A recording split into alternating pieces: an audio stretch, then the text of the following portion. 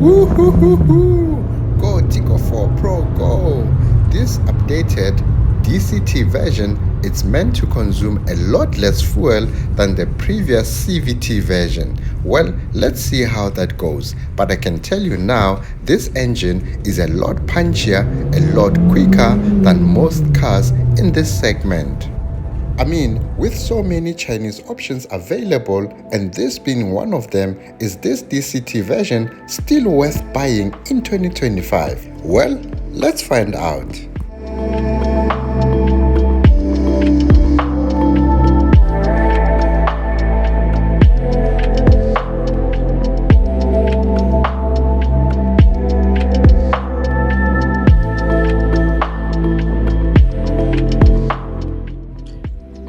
Short left, check.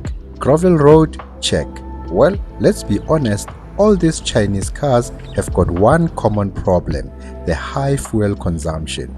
And in this case, Chery have listened, hence they have produced this updated Chery Tiggo 4 Pro with a dual clutch transmission gearbox, with the hopes that it will be much better than its predecessor, which had a CVT gearbox. In this DCT, Chery promises a fuel consumption of 6.7 liters per 100 kilometers. Well, let's see how that goes. It is my first time driving a Tiggo 4 Pro, and I must say I'm pleasantly surprised at how well it drives, especially on this gravel road.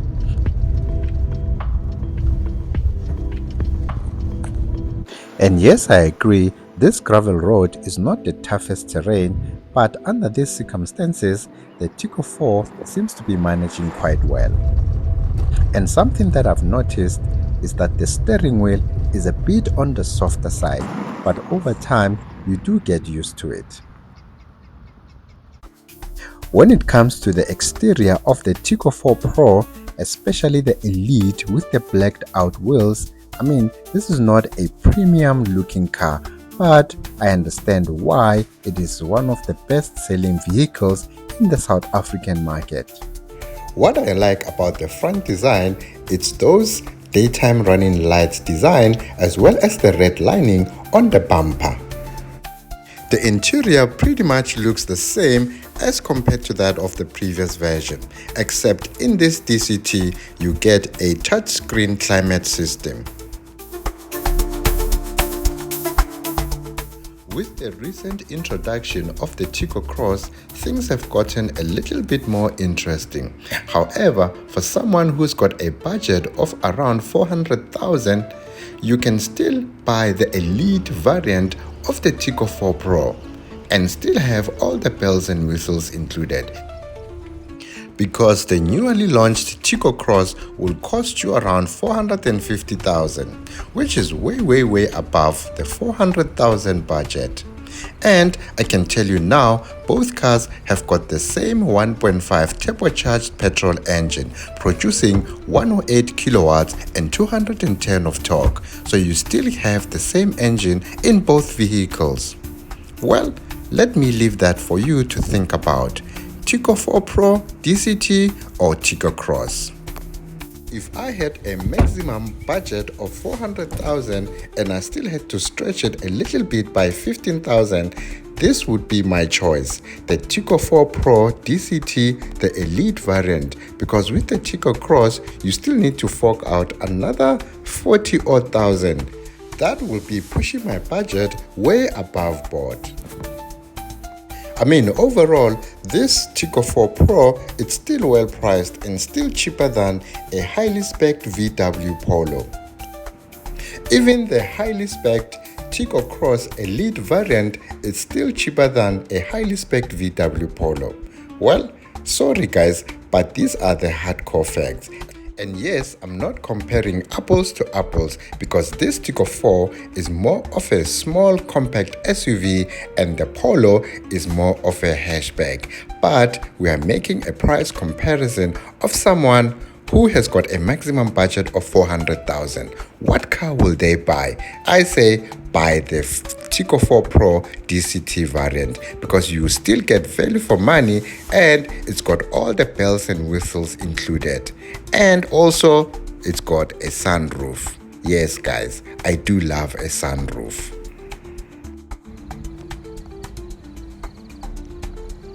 At night, this is what you'll be seeing from the rear. These cool and bright LED tail lights. Wow, these are too bright guys. Let's move on before I get blind. As I've mentioned before, this elite variant is packed with a lot of bells and whistles. You also get this projected Tiggo lettering on the floor whenever you open both the driver as well as the passenger door.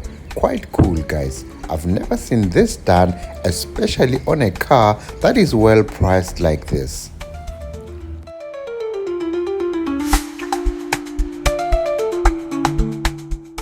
The interior of the Tiggo 4 Pro Elite variant looks very dynamic at night. You do get this ambient lighting, of which you can change it to different colors.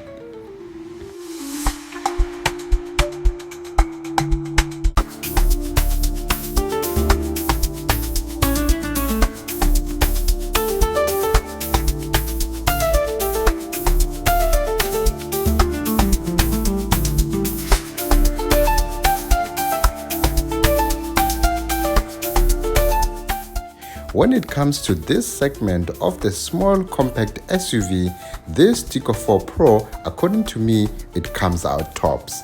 That is, when we compare it to other competitors such as your Kia Sonet, Suzuki Fronx, Nissan Magnite, or even the Toyota Urban Cruiser. Those don't come as close as to what this Tiggo 4 Pro engine power produces. I mean, most of these vehicles that I've mentioned, they are producing at 77 kilowatts, some at about 80 kilowatts, but that's about it. Nothing comes close to what this Tiggo 4 Pro produces when it comes to engine power, as well as all the bells and whistles that comes with this elite version.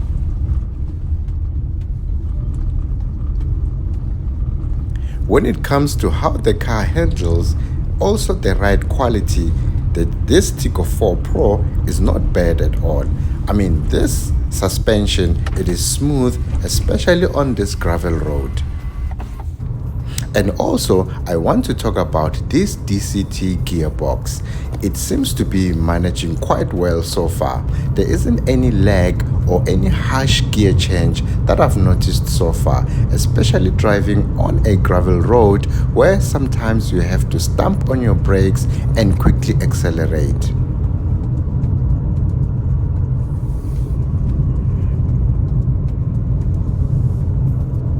When it comes to the infotainment system, it is okay guys. Nothing special here and nothing broken. It does what it's supposed to do. You press on an icon and it responds immediately. I didn't seem to notice any lag between switching on and off menus.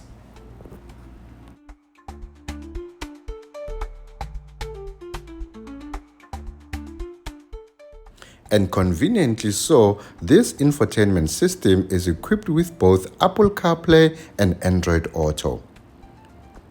And I had to give it some test drive. I've connected my iPhone and Apple CarPlay seems to be working 100%. No lag and very responsive.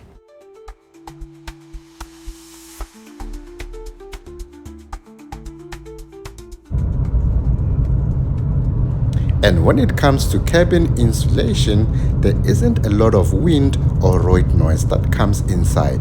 You can still hear it, but it's an acceptable level. It's not annoying or unbearable. Well done, Chery. Well done.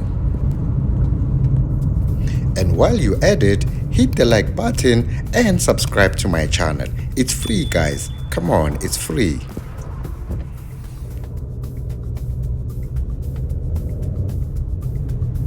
Something that I noticed when it comes to noise, it's the engine noise. That I had to get used to it.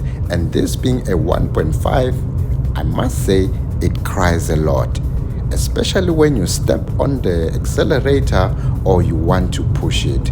It really cries a lot. But once you have a constant speed and you're cruising, that engine noise seems to subside. And wow, that's a beautiful sunrise. Let's enjoy the view, guys. This is very beautiful. And as we conclude, you might be asking yourself, what is a practical fuel consumption on this DCT in real life conditions? Well, what I can say is I've had the car in sports mode most of the time since I've received it. I've averaged 8.8 liters per 100 kilometers. According to me, this is still a bit high. However, the good thing is we are dealing with a brand that listens. We've complained about the high fuel consumption of the CVT gearbox, and now Chery went and they've given us this dual clutch transmission gearbox. Well done, Chery. Well done for the quick response when it comes to your customers. Can it be better? I believe so. And also there's a lot of variables here at play. They do say that when you drive the car a bit longer, the fuel consumption does improve. And as you can see, this is still pretty much a new car. It has about 8,000 Ks on it, and that improvement normally happens after the first service.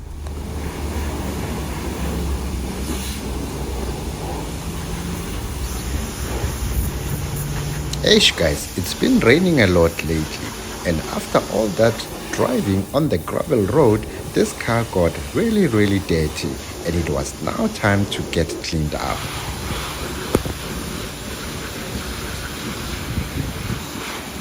Well, do let me know what you think about this updated version of the Tiggo 4 Pro in the comment section.